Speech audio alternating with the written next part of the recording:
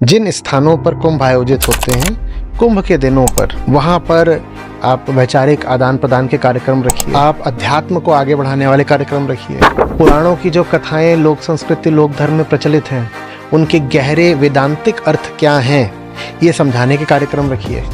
आज कुंभ का ये रूप होना चाहिए। हमारे भीतर जितने भी तरीके की चीजें हैं जो मृत्यु की ओर ले जाती हैं, मृत्यु माने डर। मृत्यु किसी ने नहीं देखी, पर मृत्यु से सब डर कर रहते हैं, तो मृत्यु डर का ही दूसरा नाम है। तो हमारे भीतर वो सब कुछ बैठा है जो हमें डरा कर रखता है, उसको कैसे हटा सकते हैं, इसके प्रयासों का केंद्र होना चाहिए कुंभ स्थल। तो हमें बीतते समय के साथ अपने उत्सवों त्योहारों को नए और गहरे अर्थ देने पड़ेंगे, अन्यथा सब कुछ विकृत हो जाएगा जैसे हो रहा है, अर्थहीन और वेस्टफुल, जिसमें सिर्फ अपव्यय होगा, ऊर्जा का, अवसर का, और धर्म की भी साख घटती है फिर बस। अब 2025 साल की शुरुआत ही महाकुंभ से है, और अगर आप देखें तो सूचना क्रांति का युग है, एआई का युग है, और संचार और आवागमन के साधन ऐसे हो गए, आधुनिक के अत्याधुनिक हो गए हैं कि कुंभ का जो पुराना एक उद्देश्य था उससे हम बहुत आगे आ गए। हाँ जी। अब आज की तारीख में जब ये समागम होता है, ये जो कहते हैं कि सबसे बड़ा ये एक तरीके से जमावड़ा है दुनिया का, तो अब इस कुंभ को नए समय में किस लिहाज से देखा जाना कितना चाहिए, आपने सुंदर मुद्दा और इसको उठाया। कैसे यहाँ से आगे कोई रास्ता निकालना बहुत बढ़िया, बहुत सुंदर, बहुत सुंदर।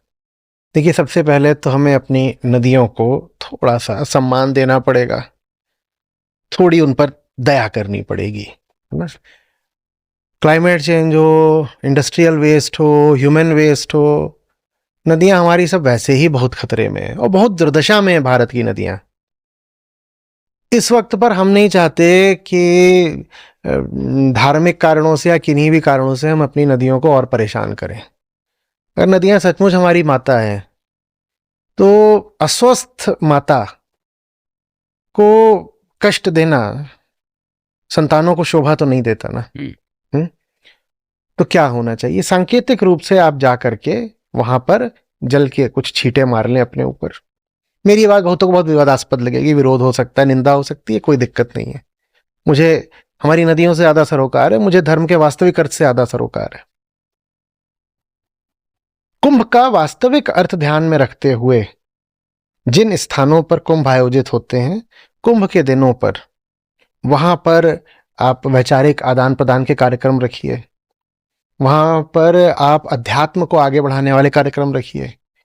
पुराणों की जो कथाएं लोक संस्कृति लोक धर्म में प्रचलित हैं, उनके गहरे वेदांतिक अर्थ क्या हैं, ये समझाने के कार्यक्रम रखिए। आज कुंभ का ये रूप होना चाहिए।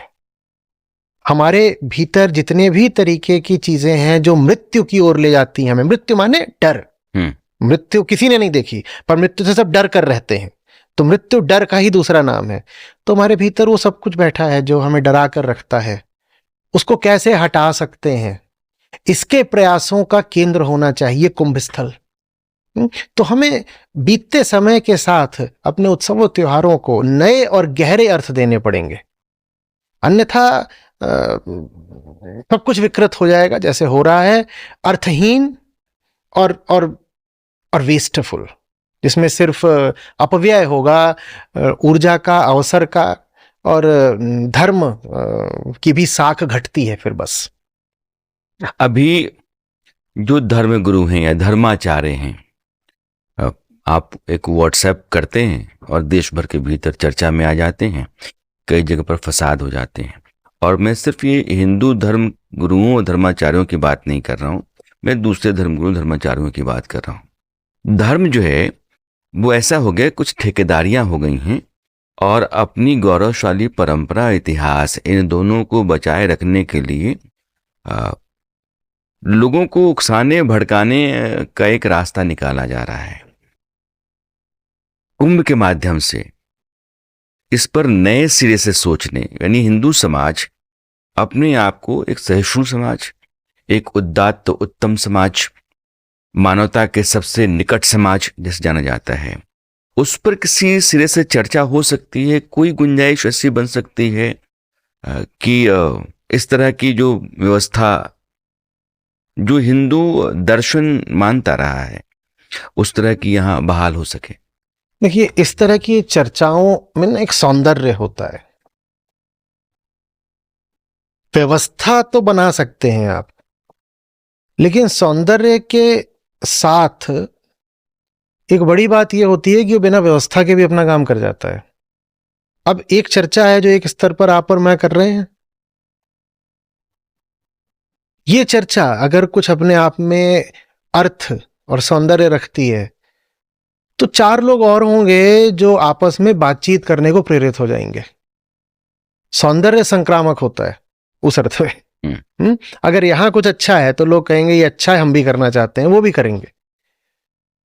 तो वो चीज होती है फिर जो आपको अपने अंदर के जीवन में भी आगे बढ़ाती है और दुनिया में भी आगे बढ़ाती है। अपने ही भीतर जो व्यक्ति कैद है और कह रहा है मेरा ही सब कुछ सर्वश्रेष्ठ है, जिसको मैं अपनी परंपरा कहता हूं वही सर्वश्रेष्ठ है, जिसको मैं अपना विचार कहता हूं, अपनी भावना कहता हूं, अपना मत, अपना ओपिनियन कहता हूं, वही सब कुछ मेरा ही श्रेष्ठ है, उस आदमी से गया गुजरा कोई नहीं होता। बात आगे तो बातचीत से ही बढ़ती है, बात आगे तो बात से ही बढ़ती है। तो धर्म को आगे बढ़ाने में भी ये जो वार्ताएं होती हैं, चर्चाएं, गोष्ठियां, उच्चतम अर्थ में शास्त्रार्थ, इनका बड़ा महत्व होता है। इसके बिना तो फिर हर आदमी बस अपनी नजरों में परमात्मा है, अहम ब्रह्मास्मि, मैं ही आखिरी हूं, मैंने जो सोच रखा है वही आखिरी है, मेरी परंपरा ठीक है, मेरा विचार ठीक है, मेरे जीवन का उद्देश्य ठीक है, मेरी कामनाएं सब शुद्ध हैं और शुभ हैं। सबको यही लगता रहता है। जब तक दूसरे से जा करके मिलोगे नहीं, उससे बात नहीं करोगे, यात्राएं नहीं करोगे। हमारे जो गुरु हुए हैं उन्होंने कितनी यात्राएं करी हैं। आप शंकराचार्य को लीजिए, आप गुरु नानक को लीजिए, आप महात्मा बुद्ध को लीजिए, आप भगवान महावीर को लीजिए, यात्राएं करते रहते थे। यात्राओं का मतलब क्या होता है? मैं अपने में फंस कर नहीं रहूंगा, वरना जो अपने में फंस कर रह गया उससे ज्यादा दुर्दशा किसी की नहीं होती।